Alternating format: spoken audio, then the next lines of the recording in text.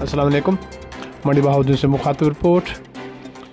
Additional deputy commissioner revenue Mandi Bahauddin Zulfiqar Ahmad, assistant commissioner Mandi Bahauddin और administrator market committee Mandi Bahauddin Suhail Riaz Cheema, secretary market committee Mandi Bahauddin Javed Shah और दीगर अमला ने अलर्स मंडी बहाउद्दीन फ्रूट और सब्ज़ी मंडी का दौरा किया।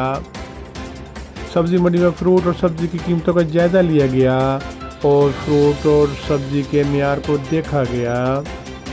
Additional deputy commissioner revenue Zulfikar Ahmad ने हदायत की, फ्रूट और सब्ज़ी के मियार को हर सूरत बरकरार रखा जाएगा।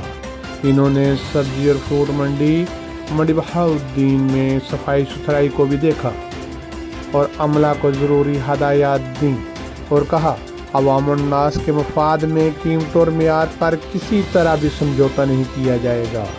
अवाम-उन-नास के लिए मियारी अशिया खुर्द-ओ-नोश मुहैया करने की जिम्मेदारी को पूरा किया जाएगा।